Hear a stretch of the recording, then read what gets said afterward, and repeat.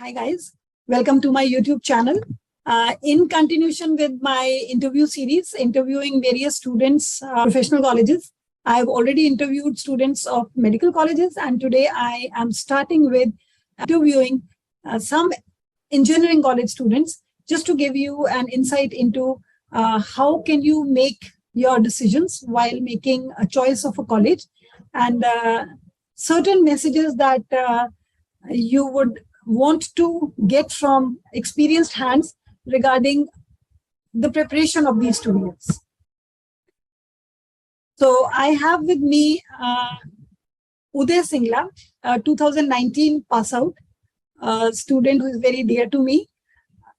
He scored brilliant ranks in BITS Pilani as well as in JEE Main and Advanced. So we'll hear his credentials from him.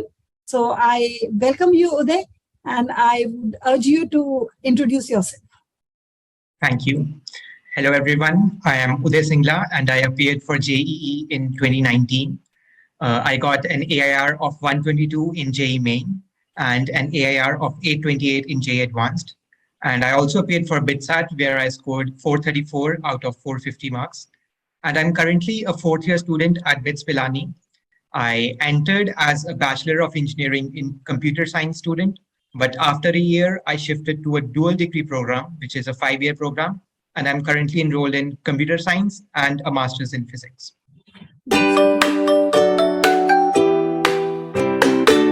So Uday, I think we would start with your journey somewhere from 10th.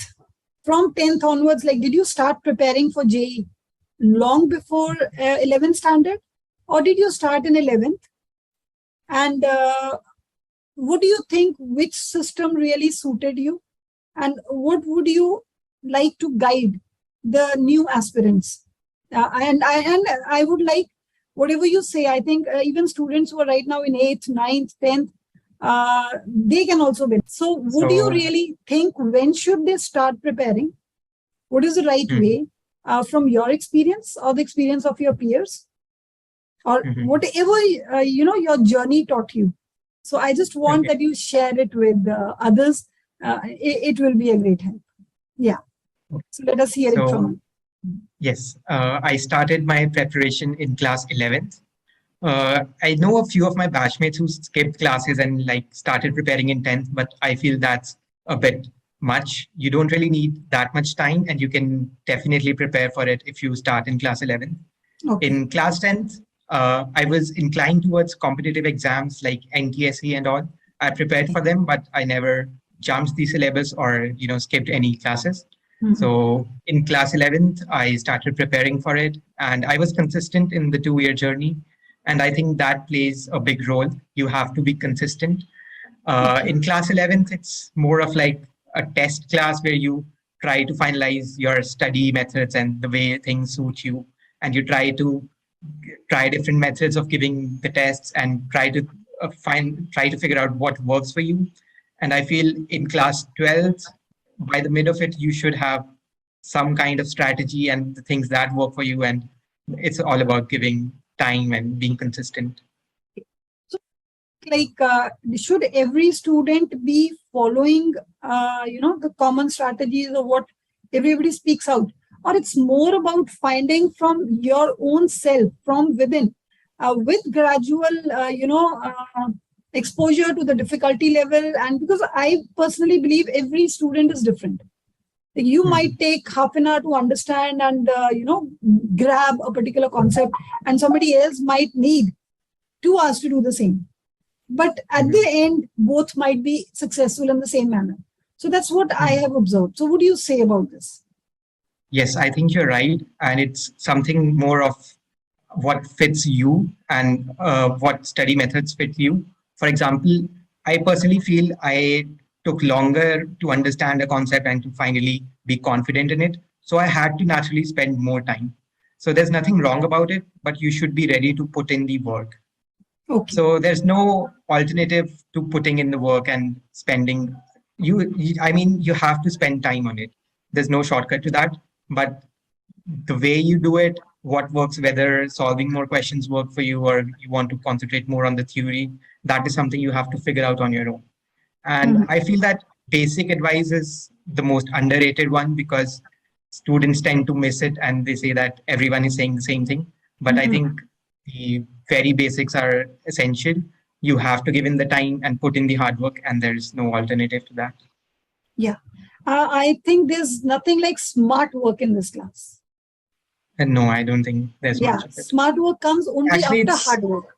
In this definitely, class. it's a combination of smart work and hard work. You can't skip the hard work and just do smart work. I don't think I've seen a student who ever shared that I was just putting in, 1 hour, 2 hours a day, or I was enjoying everything, every extracurricular. I was enjoying the family functions.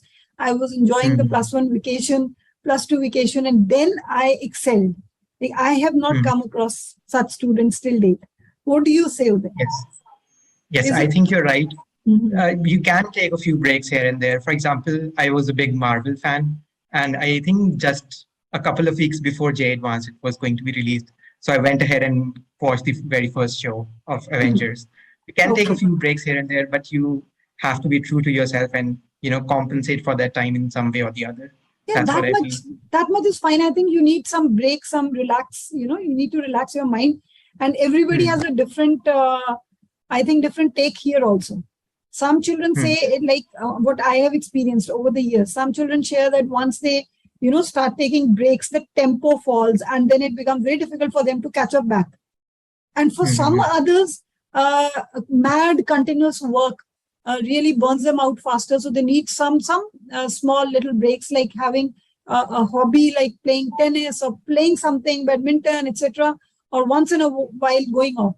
But I think, it has to be according to one's own suitability. What gives you peace? What gives you that break that is very much needed in between those very engrossing and very grueling sessions? So, can you share the beginning of +1? Somewhere, let us say the first 6 months of +1. Where did you see yourself? Were you excelling since the very beginning of the year in all your tests and everything? No, I wasn't really excelling since the beginning. So when you shift from class 10 to class 11, it's a very big change. You have to take time to get accustomed to it. And suddenly the pattern changes. It's more about just being focused on the 3 subjects and cutting off on the extracurriculars a bit. So it does take a lot of time to get used to it and to find a study pattern that fits you. Also, you are new to giving such objective tests, and you have to figure out a test giving pattern that works for you. For example, many students start with chemistry, but I think in class 11th, you should really experiment on your own and not get fixated or just simply take someone's advice and just follow that pattern. I tried giving the exams in different patterns, and finally, analysis is a very important thing, which I feel. So after giving a test, your job is not done. The actual job starts after giving a test, which is to analyze where you could have performed better, and looking at the questions which you attempted wrong, and make sure that you understand the concept behind those questions, so that the next time the same question appears, you should not get it wrong. Exactly. But is it that easy to follow?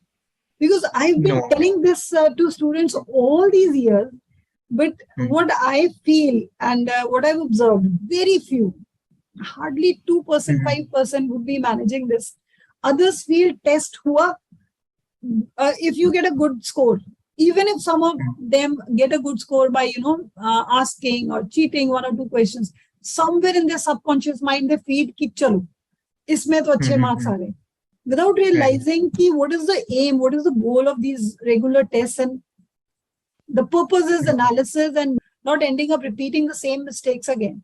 Unless and until you do that, it's just a simple exercise. It won't produce any improvements. Yes, it took me quite a lot of time as well. I think I tried to analyze, but I always put it off. In class 11th, I really cultivated the habit of analyzing in class 12th. I would say after the mid of class 12th, I made sure I never skipped analyzing any test. But before that, I was not very regular with it, and I used to skip. But I think that is the most significant thing that I did that helped me achieve the ranks that I did. Okay. So although this is not really important Uday at this stage, but how much did you score in your 11th standard, final exams? It's not relevant. It's not important, but still asking if you remember. Yeah. So I think I took a dummy admission, so I wasn't really attending regular school as most students, and I didn't really care much about the board examinations, especially in class 11th. So I think I scored close to 85%. I think that was it. Okay. And plus two boards? I scored 96.8%. That's great. That's great. And how much do you think the NCERTs and the basics are important towards this journey? What's your take? I think that varies from subject to subject. I would say, particularly in chemistry, it's very important if you talk about inorganic chemistry. I used to revise inorganic from NCERT itself during the last few days regularly. And I think that played a very big role in me achieving good marks in chemistry. But apart from that, I think maths and physics do take another level in competitive exams, and just doing NCERT isn't sufficient in them. But needless to say, you have to be clear with the concepts that are there in NCERT before moving on. So all the topics that are there in NCERT, they should be clear, and after that you should move on. But doing just NCERT is not enough for competitive exams. So what do you say about what's your experience on doing these MCQs? Like I have a different variety of students, some of who are, not very thorough and not getting involved into basics, but very anxious to do more number of questions. Like if I speak in simple terms, working on quantity than quality. I did 100 questions of this chapter, I did 150. And if you ask a simple basic concept, they're not clear about it. I personally believe it would be of no use. If you're simply doing questions, looking at the answers, personally, according to me, it's of no use, because till you know the various steps, till you can think on your own how to crack a question. So even if you do hundreds or thousands of them, it's of no use. Like I always give an example to my students that if I don't teach you maths tables, that I directly put you to multiplication sums. So even if I do 1,000 sums with you, you won't be able to do that 1,001. So what do you say? Right.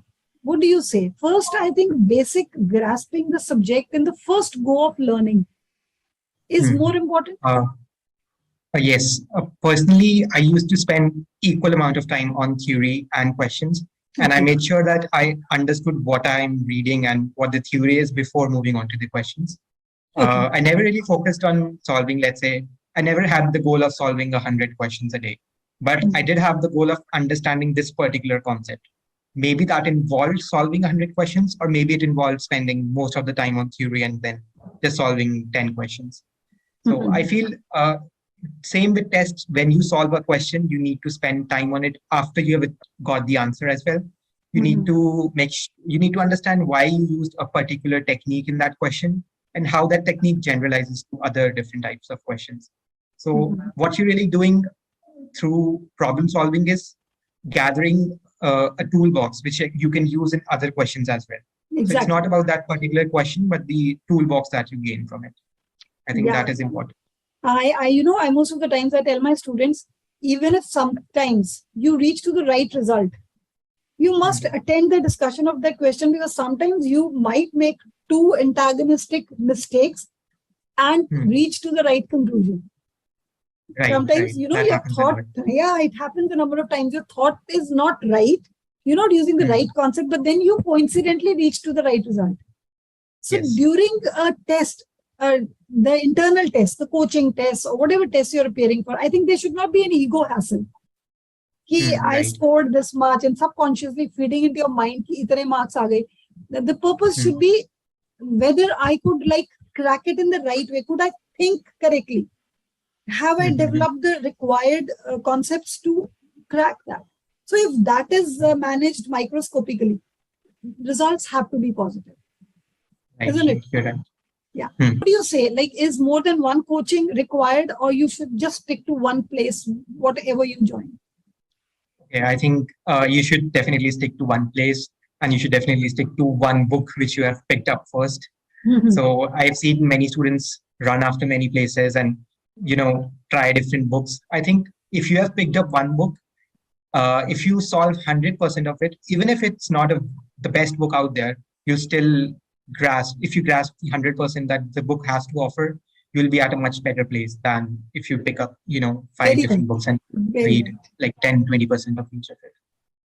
So it has to be basically, composed way of work.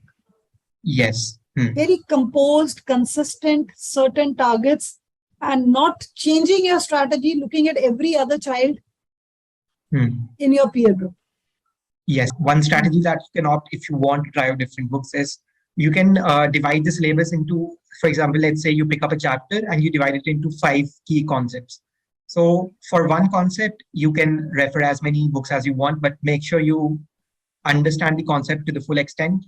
And then once you're done with one concept, you can move to the other one. So in this way, you are making sure that you cover the syllabus, no matter what your source was, and also making sure that you understand it fully. So if you're preparing in a way that you cover the entire syllabus, in that case, it wouldn't really matter how many books you refer to, but a particular topic should be covered in depth. That's the main. And I think after you cover a chapter, if you once you're prepared and you're done with your tuition tests and whatever, if you are, the very first time you're going through the previous year papers, say the last 5-year questions from that particular chapter. And if you're able to manage 80 to 90% of those on your own, I think you've done the first level job quite well. Yes, definitely. This can be a and test. I've mostly observed that previous year questions are a bit on the easier side than what we usually see in the competitive textbooks. So otherwise, if you're also, able to solve the sitting with a solution bank and sitting at ease and solving a question and sitting under that examination pressure and then solving the question, these are two entirely different things. Yes, you're right. They're two different things. That examination pressure, and I always tell children that stay composed till the end, even if the first 5 questions you have no idea. In your final exam, still stay there. Don't quit till the end. Stay there. You never know. Sometimes, the test is checking your grit, your patience, everything. So once you are there in the examination hall, you should stay there. Chalo. And that was great.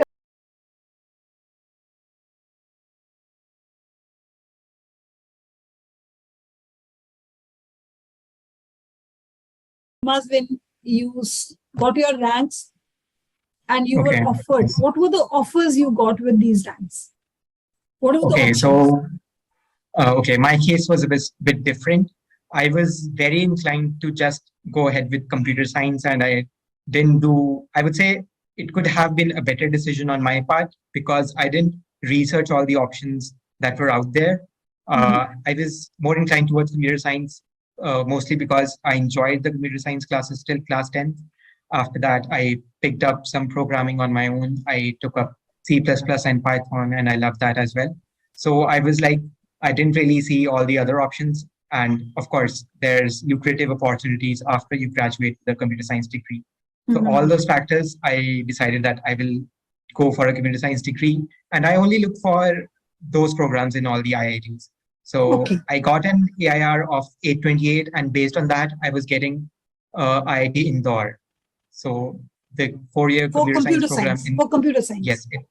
Yes, in IIT Indore. I could get other branches like power and automation at IIT Delhi, but at that time I really wanted to go into computer science. So the next best option that I thought I had was BITS Pilani, and there's a certain ranking that goes on based on the seniors, and there's no official rank. For example, if you look at the official rankings, IIT Madras is on the top. But when you hear any student talking about it, they would generally tell you that IIT Bombay is the one, because that is where most of the top rankers go.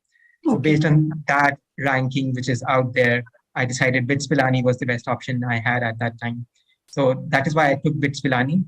A better decision that I think worked out wonderfully for me, because later on I realized that I was more inclined towards research, and I took up a pure science degree in physics as well.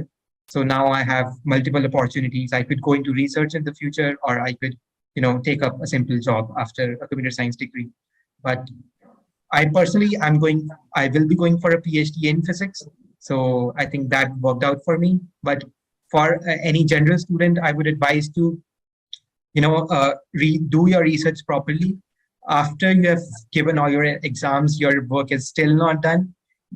So the best thing you can do is just look up the different courses that are out there. For example, let's say you pick up mechanical, and you should go through the course structure of any, let's say you pick up IIT Delhi, and you look up the course structure for a mechanical degree, what all courses you have, and where the seniors, after they have completed the degree, where do they land?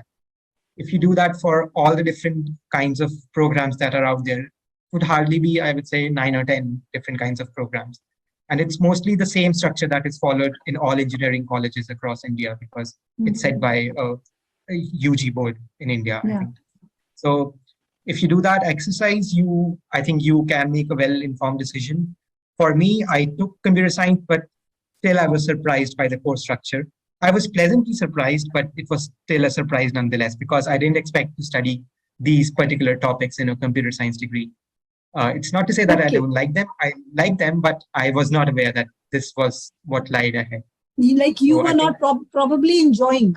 You were not enjoying that course structure. No, I was enjoying. That's a plus point for me, but I did not know that this was about to come. I think if a 12th class student can just go through the course structure once, by going through the course structure, I mean, you just look at the topics that are going to come in a particular semester. For example, you have operating systems in this semester, and you have data structures in this semester. So you get an idea of what all you will be reading and studying in the degree. I think that is important for a non-medical student.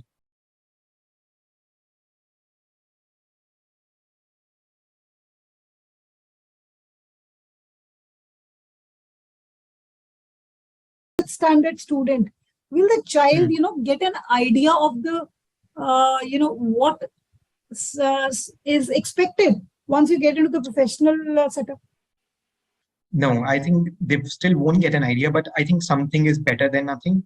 For example, if you talk about mechanical, let's say, and you talk to any 12th standard student, they would say that they liked, let's say, if they liked mechanics in class 11th, they would take mechanical as their degree, which is entirely wrong, because what you study in mechanical is not analogous to what you study in class 11 in mechanical. So it's an entirely different field, and there's a lot of variety in it. For example, if you want to go into robotics, you could look at mechanical and electronics engineering. If you want to get into software, you could get into computer science. But I think just looking at the course structure, you can get some idea, and information is easily available nowadays. So if you, let's say, you encounter a term operating system, you can simply Google it and you read a paragraph or two, and I think that is enough to make a decision whether you like it or not, rather than just going blindly towards it. I just talked about this in one of my previous videos, just a recent video I uploaded from a student who completed her entire engineering degree and then shifted on to another field. She shifted completely to another field, English teaching, because she said, I was not finding interesting doing that coding and all that. It was not my, like something that I would want to do all my life.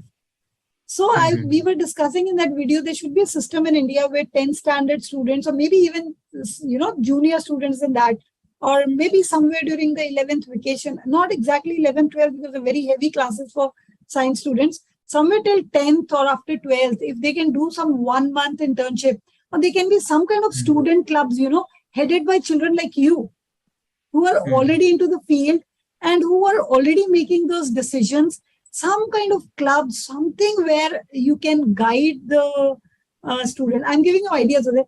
This can be thought of where you can really convey, because I believe a 12th standard student, even if the child explores all on his own, till, he's guided by somebody, some people who are into the field and who've experienced, it would be still a little difficult. Yes, you're right. It will be better than not doing any work towards this. But I think our Indian system needs to give a thought to all this. Children are simply blindly picking up medical or non-medical or any field without actually knowing what, stands ahead. Yes, like it's very common in engineering colleges that students don't really go ahead with. For example, if you're a mechanical student, I would say around 60-70% of them don't really go with a career in mechanical. They would probably shift to other fields or pick up consulting, finance. Yeah. I think non-medical gives that flexibility a bit, but definitely it would be better if the student at the age before choosing non-medical already knew where he wanted to go. But I think that it's a part of your professional life in college where you get to meet a lot of people. Bringing that same environment to the school level would definitely be difficult because in college, you are suddenly exposed to students from all over India with different upbringings, and you are together studying. And also, because the college environment is such that there are collaborations and events happening around the year. So you have people coming from different backgrounds, from different professional backgrounds, giving talks. And maybe, let's say, there are some career fairs kind of things where people come from different professional backgrounds and tell the work they do. I think college life is the point of time where you really decide what you want to do rather than before choosing. That's true. Before coming into college. And I think even if you make efforts to bring that kind of exposure to class 12 or maybe class 10 students, I think that still wouldn't be enough. And you would still see students branching off into different fields after they enter into college.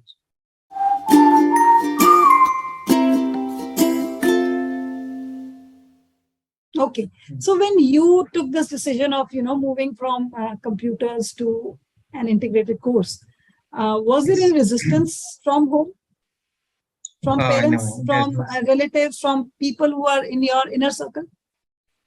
No, not really, because there's this system in my home that I take my academic decisions. So there's no interference from parents. Of course, they advise me what to do and what not to do, but it's essentially up to me what I do. Yes, but it sure was an unusual kind of decision because I haven't really seen anyone do it before. And even in my college, I think I was the only one in my batch who made such a decision of changing from an engineering degree to a degree in pure science. So you were confident when you were confident that yes, you want to do this? Yes, I was confident. Or there was a dilemma. It was a 60-40, 70-30 case. Not really, because the only thing that changed for me was that I had to spend another year in college. But yes, so now it's a 5-year program. Earlier it was a 4-year program with just computer science, but now it's a 5-year program. But the thing is that it didn't really close any doors for me. It only opened up new ones. And it's just that I have to put in more work and I'm ready to do that. So I think it's a win-win for me. Fine. And it's how long since you shifted to this new course? I shifted in the 2nd year. So at this point, I think I should also introduce the dual degree program at BITS Pilani. So what happens is that half of the students enter with a degree, the 4-year degree, which is Bachelor's of Engineering. So you have computer science, chemical, electronics and instrumentation, civil, and basically all those fields. And then half of the students enter with a 5-year dual degree, which could be in physics, biology, chemistry, maths, or economics. Okay. So what happens is these students which enter with a 5-year dual degree program, they don't have an engineering degree assigned to them yet. So after the end of the 1st year, based on the score, that is their CGPA, they have the opportunity to choose a 4-year dual degree as well. So let's say you entered with an MSc in mathematics. So at the end of 1st year, the cutoff for getting a bachelor's in computer science with that is around 8.6 or 8.7 CGPA. Okay. So all the students who score more than that are able to get that degree as well. So you enter with a master's degree and you finally graduate with 2 degrees. So that is a bachelor in engineering and the other is the master's of the pure science field that you chose. And I think around 80% of the students take up the dual degree in the hopes of getting an engineering degree along with it. Yeah. So mostly they target computer science or electronics. Okay. That is the trend. I've heard there's a lot of freedom in so many ways in BITS Pilani. Yes. So everyone really has their own timetable. We are prescribed a few courses which every student has to do. For example, if I'm a computer science student, I have to take up, let's say, 3 particular computer science courses in a semester. But apart from that, I can choose any number of courses that I want. They could be in computer science or in any other field that I want. And we also have to do some humanities courses, which are mandatory. We just have to do a certain number of courses, but we can decide which courses we want to do. So that is really the flexibility we have. Okay. And I've heard there is no strictness with respect to attendance. You can schedule your own classes, something like that. Like somebody was telling. Yes. So I see my batchmates from other colleges, they have like 60, 70, 75% attendance, but we don't have any such criteria. You can skip all the classes and just give the tests and spend your time elsewhere, wherever you want. So that's something very flexible. Yes. I think that is also the reason we have a lot of startups from our college. So the entrepreneurship culture at BITS Pilani is very prominent, I would say. Yeah, when you give freedom, I think the good lot knows how to deal with that time productively. So and engineering by itself is very flexible. Like I said, most people don't really go into the core fields that they are studying. So that extra time that they get, they can really spend it on the other stuff. For example, mostly people want to go into finance or consulting or, come up with their own startups. So this environment motivates them to perform and, take up the other things they want. They can start building up early. Yes. Great.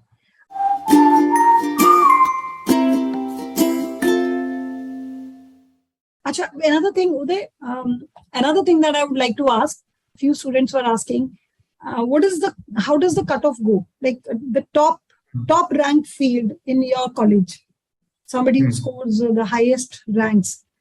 Generally, the highest cutoff is for which subjects? The cutoff for the BITSAT exam, are you talking about? Yeah. Yes. After BITS so the highest is for computer science at the Pilani campus. Okay. And after that, I think it's computer science at Goa campus, and then it's computer science at Hyderabad campus. Okay. And then comes EEE, which is electronics and electrical engineering. And then I think it's electronics and instrumentation. Okay. So if you were to choose, Uday, if you were to choose what you've chosen now, the dual degree, the master's program and all that, in the beginning, did you need a lesser score for that? Like, could you have done that with a lesser score or with a... yes, way less. You could have managed. Yes. Even if I scored, let's say, 100 marks less, I could have gotten the same thing. Into this. And still you made this choice. And your ego, there's some kind of academic ego also a student has. Ki itne marks leke, fir main yahin pe jaun. So did such kind of thoughts cross your mind? No, not really. Because once you enter into college, I think the exposure that you get and you're more focused on what the thing has to offer to you. If you stick to your ego, I think you're missing out on a lot of things. Yes. And I think many people do stick to their egos, and that is why this decision is not very common. And I was the only one in my batch, and I think in the previous batches as well, this has been the trend that it's usually one or no student usually takes up this decision of changing from an engineering to a pure science degree. But I think it worked out great for me. Still, some batchmates question me, why did I take it? Right. But I have to answer to them that I really liked physics, and now I'm really going into research. So it worked out good for me. It always needs courage, to follow a path which is less trodden. Yes, definitely. Initially, it does need a lot of courage.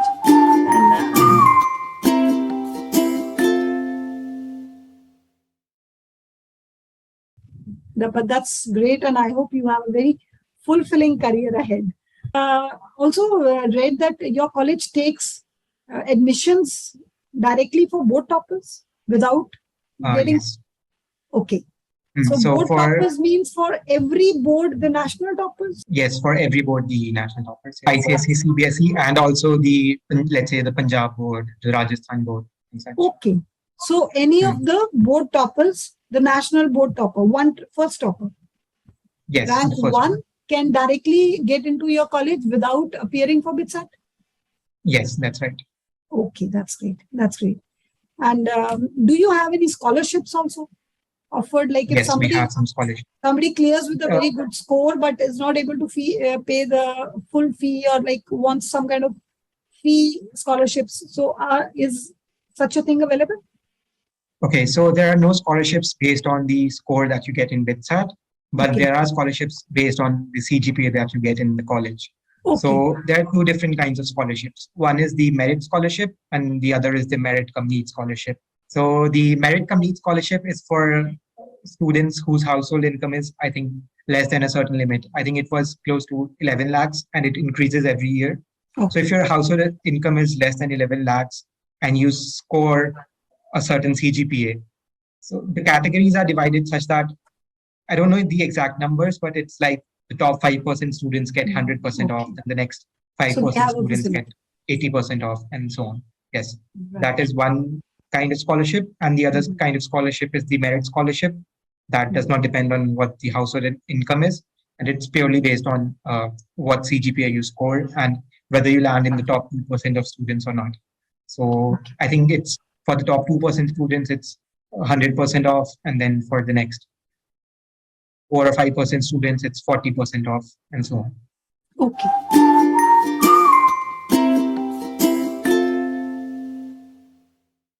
Okay.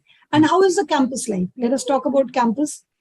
Is it a comfortable, vibrant lifestyle, or is it more of a nerdy kind and difficult lifestyle? So how would you describe? Okay, so first of all, it's situated in Pilani. So there's nothing really to do outside of the campus because it's essentially a village. So everything that happens inside the campus. That is one thing. And campus life is such that it's really far from a city and very different from what you would get in a city. So it's really calm and peaceful, I would say. But there's a lot of clubs and societies that that host events throughout the year. So there are talks and some cultural events going on all the time. And it's a really lively place, but it's very different from what you would get in a city. And the other thing is that the weather tends to get very extreme. For example, in the winters, it's very cool, and in the summer, it's very hot. So you do have to get accustomed to that weather, and there's no air conditioning in the hostels. So that is one thing we kind of struggle with, but you can take it as learning as well, that you're learning to live in these extreme conditions, and you wouldn't get this lifestyle after you graduate. So I think it's a really nice phase of life that you get to spend in Pilani. I think you have dry summers? Yes. Dry and hot summers and no ACs? No ACs in the hostel. The library and lecture halls, they all have ACs. Cooler and? We have coolers in the common room, but not in the rooms. Okay. Learn to survive, that's okay. Yes. This is a stage, I think, where you build your personalities, and going through hardships makes you stronger. So it should be definitely. Should be perfectly fine. Okay, fine. And food is good, mess facilities and basics. Yes, I'm satisfied with the food. Yes. You are happy with that.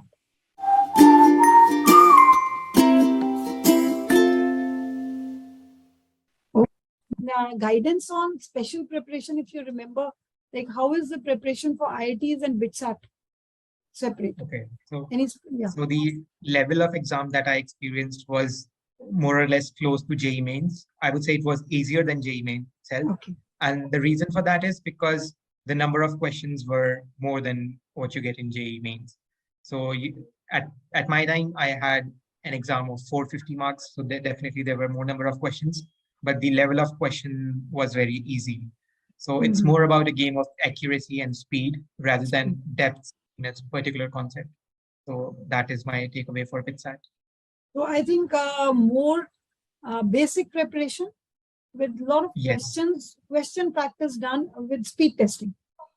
Yes, that's right. And also there's a section on English and logical reasoning. There are a few questions on that. So I didn't really prepare for it separately, but if you think those topics are weak for you, I think you can spend some time on them as well.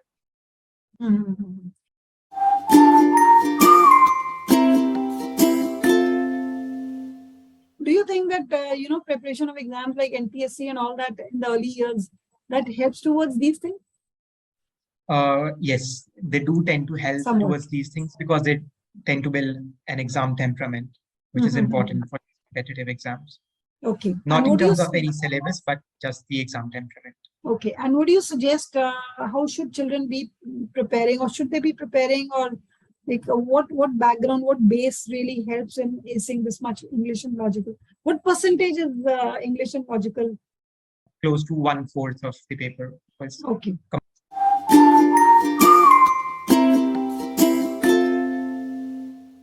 Speak about the advantages or any one or two advantages and disadvantages of being in an IIT with respect to BITS. Based on, obviously you would have more experience of your own college, but any time talking with your peer group, your friends who joined IITs, anything that you would like to comment on? Yeah, sure. So first of all, I would like to begin with saying that definitely IITs are better, but what you get at BITS Pilani is the second best you can get in India. So there's no denying that. So of course, there are things that are better in IITs. Yes. So I feel there are a couple of things where we do have an edge over IITs. So one thing is the 0% attendance policy. So like I said, I have some friends in IITs. They do have some strict attendance policies, but we don't have, and that gives a lot of flexibility for students to pursue what they want. The next thing is that the crowd here is unreserved, so there's no reservation, and all the admissions are based on what you score in BITSAT. So these are two things that I feel we have an edge over IITs. And one more thing that I would like to point out is that the alumni network is really close-knit, and we have an organization called BITSA, which stands for BITS Alumni Association, and it really holds events throughout the year across the globe to bring together BITSians. And we also have a proper dedicated database of where a particular senior is. So if you want to really contact anyone, they're more than happy to help you. For example, this year I had to go to Los Angeles for an internship. So I was looking for housing there, and I got to know that there's a group of BITSians. I joined that WhatsApp group, and seniors there were more than happy to help me. And within a day or two, I was able to find the perfect housing that I wanted for the internship. And also we have something known as the BITSian Day, which is celebrated every year in August. So I think it was on 7th August this year, and you would find groups of BITSians getting together all across the globe. We have many meetups in India and all the prominent places in the US, in Europe, everywhere. So they get together, celebrate, talk about their college life, and yes, that is how we cherish the BITSian spirit. These are a couple of things I think gives us an edge. But apart from that, I can talk about a few negatives as well, where IITs I feel are way ahead, and that is research. So this being a private institute, we don't have excess of funding, which I think is required to do good research. So the research culture here in BITS Pilani is very focused. We don't really have a lot of diversity in the topics in which research is being carried out, but good research is being carried out in very few concentrated topics. And most of the research that is being carried out is more on the theoretical side and less so on the experimental side, because that definitely requires a lot more funding. Okay. That is one thing I feel we lag behind than IITs. And to talk about placements, yes, of course, IITs have better placements, but this is the second best you can get. Okay.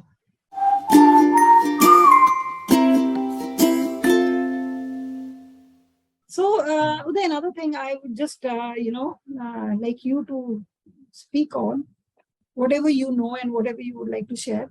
What is the importance of, how much is the importance of brand value after this, 12th non-med? Because a number of times, children might be working hard, like everything is going well, but it's a one-take exam. So if that's not your lucky day, and let us say you were aiming for IITs and you enter into some NIT or something like Topper or something like, some other college for whatever reasons, how much is that going to harm your long-term career? And what would you say about this? For students who miss the mark, let us say, who miss the mark. So I personally believe this one exam cannot decide, the intelligence level or personality of a child. We cannot put it just on the basis of this one exam. Yes, it definitely gives an edge to begin with. But what do you think? What is your take? Okay. So I think that in the first few years when you're starting your career, from what I've observed in regards to my seniors, I think brand value does matter.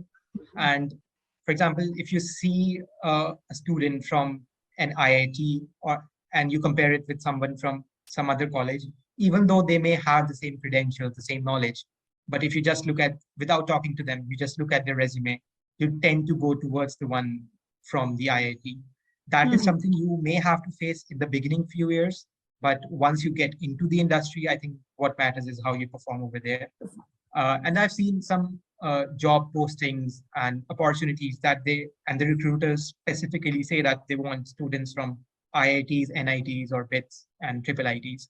So I think the brand name does play a role in the beginning few years, but later on, it really depends on how you perform. So that means like they should aim strongly towards it, but God forbid you miss the mark, still there's a lot that can come up. Definitely, there's still a lot of things. There are a lot of opportunities that you get irrespective of which college you're from. You may have to work a little harder if you are not from a good brand value in the beginning, but I think in the later years, it doesn't really matter. That's what I'm saying, that, it gives you a good base to begin with. The brand value helps you to, start the race at a good start. So one of the questions that have been asked by students, is there a scope of shifting to computer science from any other branch after a year or so? Okay, so there are two different takes on it. Let's say you enter BITS Pilani on a 4-year degree, that is Bachelor of Engineering degree. Let's say you are in chemical. In that case, shifting to computer science would require you to perform extremely well and close to the perfect CGPA. I would say close to 9.8, 9.9, and only then you can shift to a computer science degree. But on the other hand, if you take admission through a 5-year dual degree program and you choose the MSc degree, so you using that path at the end of first year based on your CGPA performance, every dual degree student gets a chance to pick up their degree. And from what I've seen, the cutoff for computer science is usually 8.6 or 8.7 CGPA, which is not very easy to obtain, but surely is manageable and many students do it. So I think that's an easy option of getting a computer science degree here. So there is a possibility like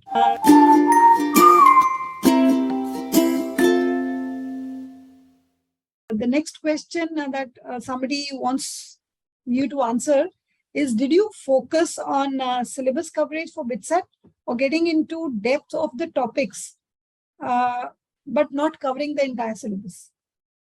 Okay, if I talk about me personally, yes.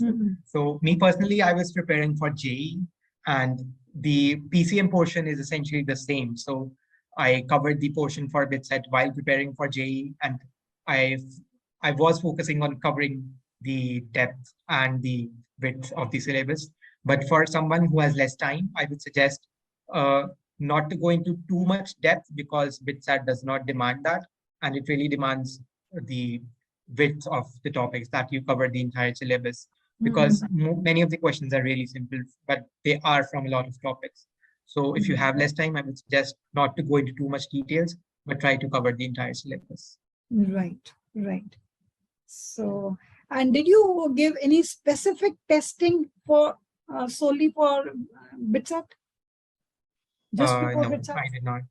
No, I did not give, but I would suggest anyone to definitely take a few mock tests before going for the BITSAT. Okay, so that was great, Uday, talking to you. I think we've covered quite a lot.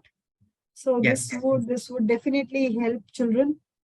So what are your plans? Like you already had 1 month's internship in LA? Yes, it was a 2-month internship. So I was already working with the professor remotely before going.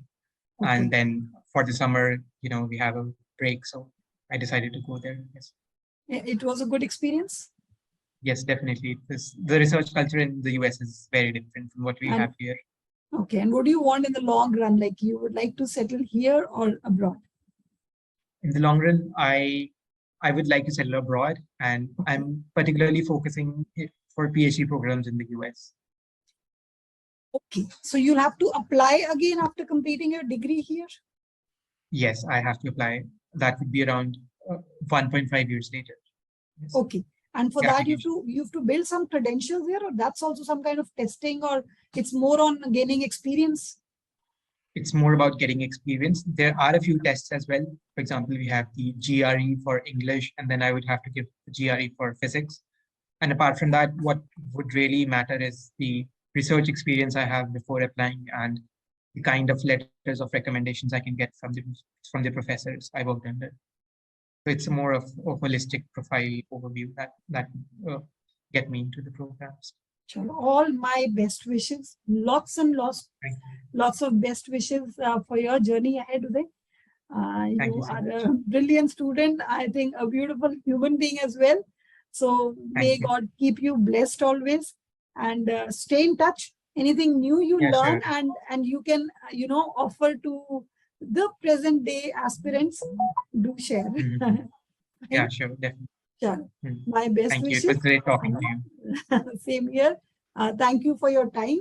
So God bless you. Okay. Thank you. Have a nice day. Okay.